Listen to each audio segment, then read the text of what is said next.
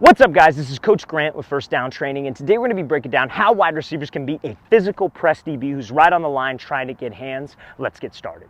Before we get into this video, fellas, if you're a wide receiver and you guys want to know the exact schedule you should be following this offseason on the field and in the gym with the specific drills and exercises to do, check out that very first link in the description below for our ultimate 8-week wide receiver gym and field training schedule. It's over 500 plus drills and gym exercises that you guys can follow with sets and reps mapped out for you and an example of each exercise. So if you guys want some more information on that, how you can get access to it, check out that very first link in the description below. Let's get back to this video. All right, guys, so today we're going to be talking about some different releases that you guys can do off the line when you got a DB who's crowding you right up on the line of scrimmage, just going to lunge at you and try to get hands. Now, before I get into the releases that you guys can use, I want to make sure that you understand something. I am not talking about a one-on-one situation where you're a t-shirt and shorts, and maybe it's a camp, maybe it's a showcase. You're a t-shirt and shorts, there's no threat of a run, the quarterback's only going on one cadence, and there's a DB right in your face, because that is not realistic football. Because I'm going to tell you something about this. Let's say you're in a camp, t-shirt and shorts, you come up to the line and you got a DB who's right in your face. Number one thing that I recommend that all wide receivers should do if it's one-on-ones, step off the ball and give yourself some space, because that DB cannot cross that line of scrimmage. So you step off the ball, in a real game scenario, you might be off the ball, and that takes away his entire game with that jam. So that goes to show you how unrealistic it is, because they're going to say, oh, he's afraid. It's like, well, you're going to jump the snap count anyways because it's one-on-ones. It's not real football. So again, that brings you back to my second point. If you got a guy who's been just jamming you the entire game and he's right up on the line, or entire practice, I should say, have your quarterback go on two. Have him say set go and don't snap the ball and watch him jump off sides, because that's how you know it's not real football. Okay, fellas? So I want to make that clear. This video is not to help you guys in one-on-ones, because that's not real football. This video is to help you guys when the pads get on, when you got a physical guy, and how you guys can go about beating him.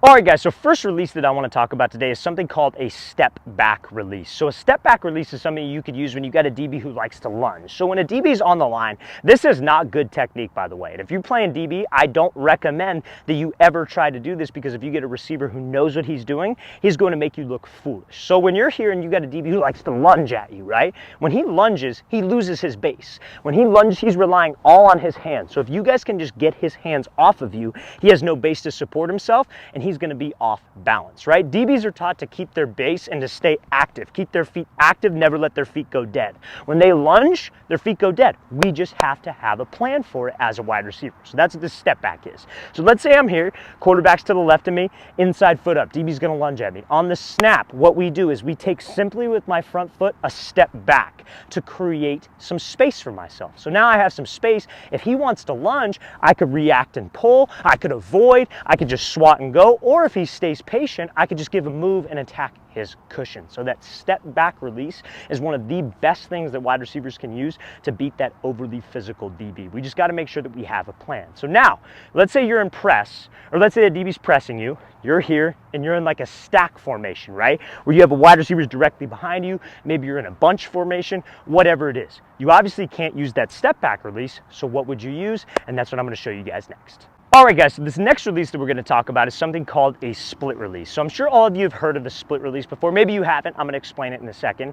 But this split release is great to use against a physical guy who wants to get hands, because it's a way for you guys to keep your base and to keep your balance. One of the biggest mistakes that wide receivers make off the line, even when the DB's not right in their face, they will come off the line and they will stand straight up in the air with their chest. Now, when you expose your chest, I call it exposing your number. That makes it very easy for a DB to get hands, and he doesn't even have to jam you. He just got to pop you one time and you're going to be knocked off balance. So this split release is a great way for you guys to stay in an explosive spot if you're mindful of it and be able to get off this physical jam. So if I got guys behind me, I'm in bunch, I can't do this step back, all we are going to do is you take your front foot and you bring it out, and you bring your back foot up even with your front foot. So if I'm on this white line, my feet never go past the white line. They don't go behind the white line. One foot doesn't stay on the white line and I go here. My feet come to something called balance. I'm coming to balance. Weight is distributed on the inside part of my foot.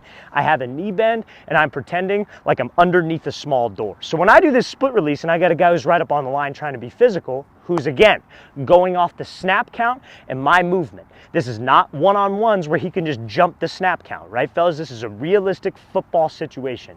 So I do this split. If he wants to get hands and I stay low and I stay in a good base, it's very unlikely that he's going to be able to jam me off my route. But I got to make sure that I'm fast with that split. We want to be patient, but we also want to be sudden when I do this. So I don't want to be this guy who rushes it, and I don't want to be this guy who just gets stuck in the mud. I want to have some twitch to it. Front foot goes out, back foot goes up, and I stay underneath the door. So when I split like this, I could react off of him, I could swat his hands, but I stay in a good, balanced, explosive position. So split release, fellas, one of the best releases to use against an overly physical DB. All right, guys, so this next release that I want to talk about is something called a shock release. Now, I only recommend this shock release for a wide receiver who feels they are on the stronger side of things or a wide receiver who feels they are bigger than their opponent. This is the only time that it would work. So a shock release is when you got a guy, you're lined up here, he's right in front of you, he's trying to get hands on you, and we just essentially just shock him off the line. It's pretty much like we block him, we jam him, but this is a great release to use when you are on the bigger side of things. If you guys are if you're a smaller wide receiver, shorter guy, maybe the DB is a little bit stronger than you, I do not recommend using this because our game as a shorter wide receiver is to avoid the hand fighting. My game is not to engage the hand fighting. I'm trying to avoid it at all costs. So make sure, fellas, this shock release is something that only a bigger wide receiver or a stronger wide receiver uses. Now, is there really any technique to this release? I would say that it's just like blocking, right? When you guys block as a wide receiver, you're trying to drive from your legs and drive from your hips up, right? So that's how I would do this shock release. I would try to explode from my hips, explode from my legs to just knock him back a couple steps to avoid that physical jam. Bigger guys, it's the only time I recommend it.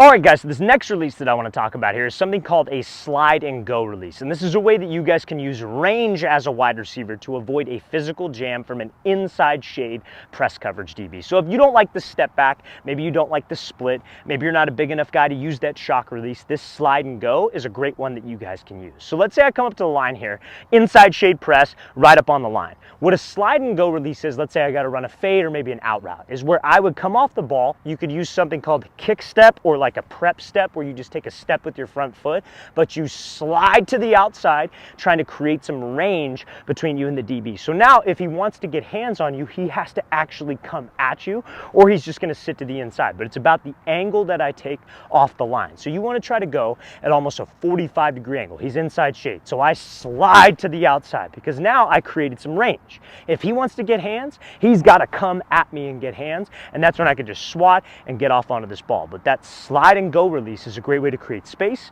and to avoid that physical jam versus inside shade press. So I'm going to show you how this is going to look semi full speed. I go here, I slide, and I just take off. Create range with yourself. If you don't like that step back, don't want to try the split, slide and go is a great way to beat any physical press DB who's inside shade.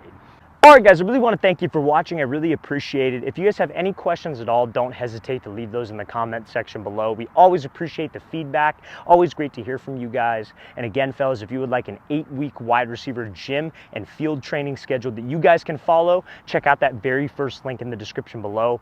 I'll see you guys next time.